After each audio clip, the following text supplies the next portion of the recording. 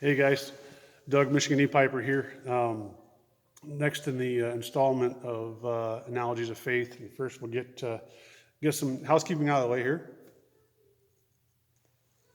I have my country gentleman from Missouri Meerschaum, and I'd love to tell you what's in it, but I went to a local store here, and it's not all that great of a store, but they had some private blends on hand, and this one I'm trying with some Latakia for the first time. So I actually don't mind it, but I was told this might have a little more flavor for me in the wintertime. It's about 15 degrees here in Michigan, so and I don't have, I'm in my barn. I heat my barn, but it's 114 by 48 feet, so it'd be a lot to heat, especially since it's not insulated. So I figured I'd just change my tobacco to adjust for the times. So yeah, here we are. Gotta say, I don't mind this though. It's actually pretty nice. It was bone dry when I first got it. I had to rehydrate it, but pretty good stuff. So today, I wanted to talk about. I was reading a book called "How God Makes Men," and forgive me, I don't remember the author, but pretty good little book. And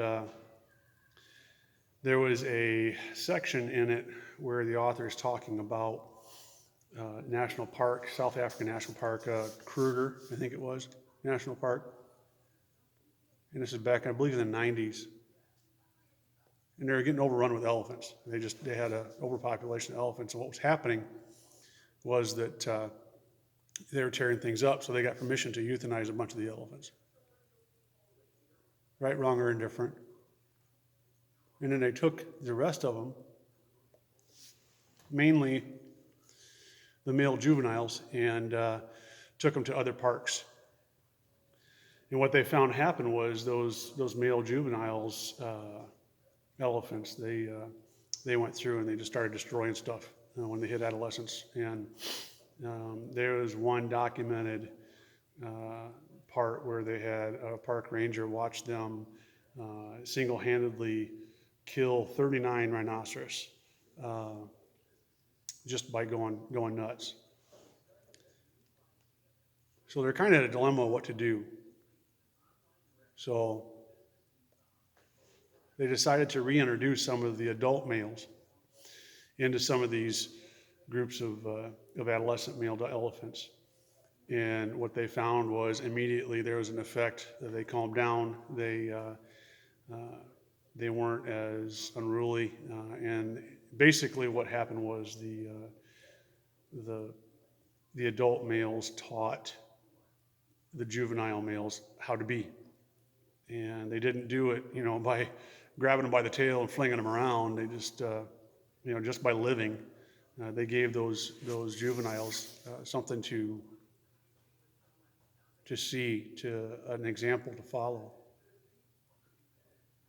And it reminds me of, society today, which, I'm not a scholar by any means, but I kind of look at it as what I call the compounding society, which is basically, each generation is a little worse. And I'm not one of those guys that's like, oh, back in my day, rah, rah, rah, I know there's good and bad parts of society, but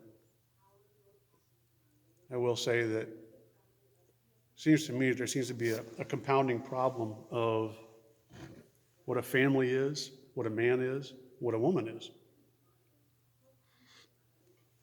And I will say I'm primarily talking about men here, but ladies that are watching, this goes for you too. We can set a huge example, and we just have to live with intent in order to do that. And in order to do that, I used to think I've got a really big heart for young men, especially ones that don't have a father figure in the home, just to get them on the right track, And, back to that compounding problem. What I'm getting at there is, if you think about it, what we see happening right now is, you have kids that are being born to households where dad's either not there or disconnected. So that kid grows up, he doesn't have a good example of what a family's supposed to be. And if he stays out of jail, he ends up getting some girl pregnant and repeats that cycle. And usually they don't get him pregnant once. They get him pregnant several times, or get several women pregnant, at different times. And so now it's compounding that issue. And it seems like a big feat to try to tackle that. I don't think it's impossible. But you have to look at what can we do? How can we do it? And if you think about it that way, it's like, man, that's impossible. I mean, they got a head start. They meaning the people that haven't figured it out. Those people that, and I say those people, don't get me wrong. I don't mean a certain race or religion or whatever. I mean those people as in the people who just haven't had that good example.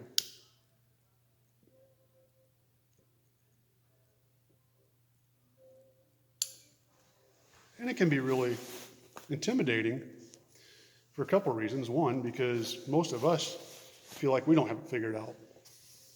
However, I think that's just a ploy by the devil to get us to not have confidence in who we are, so that we're afraid to share who we are with other people. And I think that if we live with intent, and we don't need to go running after guys and saying, hey, you need to live like this, or young men and say, hey, follow me because I'm perfect and you're doing it wrong. But just like in that story of the elephants, I think just by living and showing them that you can live and have a good life without breaking the law, with having one person as a spouse that you love and cherish,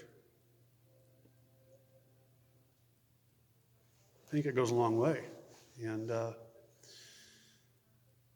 the other thing about it is there's so many, right? There's just so many of these kids that need help like that how are you going to do it? But I heard a story one time that kind of stuck with me, about a kid that was walking on the beach. And a lot of you guys probably heard this already, but sitting on the beach, or walking on the beach, I should say. A guy comes across him, and here's this kid taking these starfish. And there's hundreds of them, if not thousands. He's throwing them one by one back into the ocean. The tide had gone out. He's picking them up, and he's going across the beach and throwing them back in the water before they die. And this man's like, hey, you're not doing any good. And the kid's like, well, yeah, I am. I'm saving these starfish. And the guy's like, yeah, but there's so many, you'll never save them all. You'll never make a difference. And the kid reaches down and grabs one. He walks over and he throws it in the water, and he said, I made a difference for that one.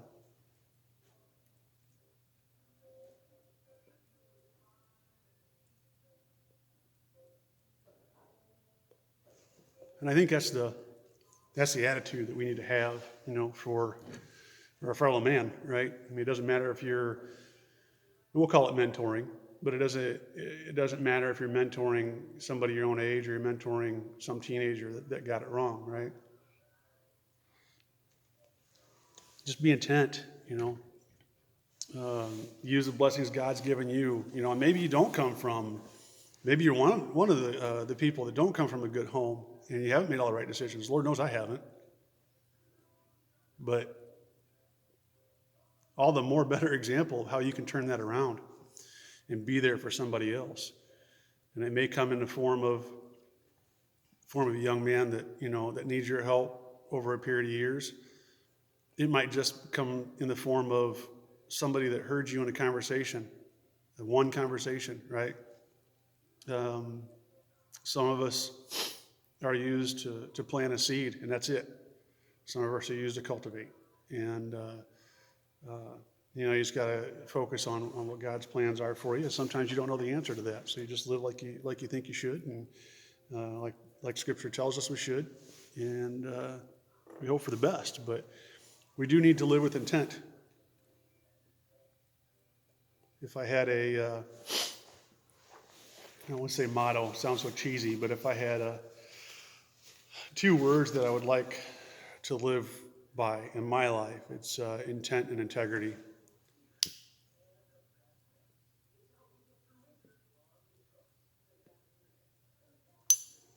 And I think if we can show that intent and integrity to people around us, that will give them a guide. And it's not that, don't get me wrong, guys, I'm not saying that because you believe in God, that you've got it all together. Unfortunately, there's too many Christians out there like that already. That give us a black eye, and we don't have it all together. We absolutely don't. We won't this side of heaven. But we can share the things that we are getting right. And here's the thing is, if you're watching this video and you don't believe in God and you think that it's like, come on, Doug, get back to talking about pipes, that doesn't mean that you can't talk to somebody, you can't set a good example. I know some really stout guys out there that aren't Christians. Now, in my mind, that you'll never be complete without God. I think the Scripture is clear on that. But that doesn't mean you can't set a good example. I think it's a lot easier to set a good example if you're a Christian. But none of us have it together. So that's why we have the Scriptures almost like a roadmap for us. That's what I had for you today, guys, is just, that living with intent, paying attention who's around you, who could use the help, and there's sometimes when you'll get kickback. There's sometimes when it's like, I think this guy, could really use my help, and then it doesn't go right. That's okay. Maybe that wasn't the guy that you were just, maybe you just made a mistake. It wasn't the guy that you were supposed to be mentoring or being a good example to. It doesn't matter. Keep trying, because there's people. I had just, what was it, about 3 months ago, I had one guy that I used to work with, and we still text every now and then, and he reminded me of a phrase I had said 20 years ago. Had no idea that this guy was paying that close attention.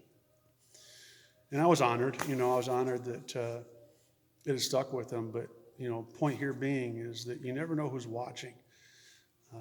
You never know who needs a lift up, who needs to hear a good word, and who needs that good example. So I guess if I had to put it in a phrase, guys, it's, live with intent today, right? That's all I had for you. Guys, I hope you're doing really well. And I've really been enjoying these videos that are coming out with some guys, 16th Day. If you haven't gotten over to his channel, check him out. Let My Cameron Go is a real good channel.